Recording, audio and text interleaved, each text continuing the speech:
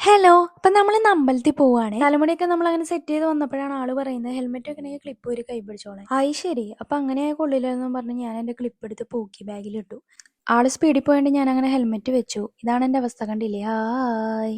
പുതിയതായിട്ട് എന്ത് മേടിച്ചാലും ഞാനതിങ്ങനെ എപ്പോഴും കാണിച്ചുകൊണ്ടിരിക്കും കേട്ടോ. കാര്യമൊക്കെ ഉണ്ട്, വെറും ഷോ.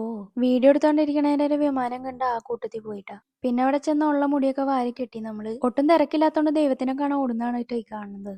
പണ്ടൊക്കെ അമ്പലത്തിൽ പായസം കിട്ടുമെന്ന് അറിഞ്ഞിട്ടായിരുന്നു ഞാൻ പോയിക്കൊണ്ടിരുന്നത്.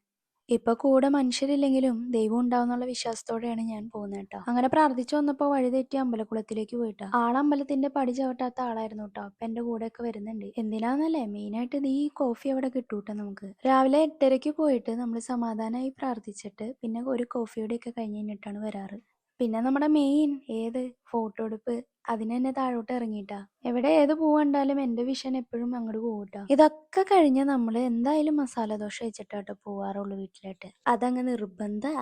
സ്നേഹം കൊണ്ട് വാരിത്തരണന്ന് നിങ്ങൾ ആരും വിചാരിക്കരുത്, ടെസ്റ്റ് ചെയ്യാൻ തന്നതാ. ബൈ ദ ബൈ, എന്റെ ഈ ടോപ്പ് ആർക്കെങ്കിലും ഉണ്ടെങ്കിൽ മെൻഷൻ ചെയ്യുക. Just studio thing. കഴിച്ചതിന് കിട്ടിയ ജീരകം വായിലിട്ട് ഞങ്ങൾ ഇറങ്ങിയിട്ടോ.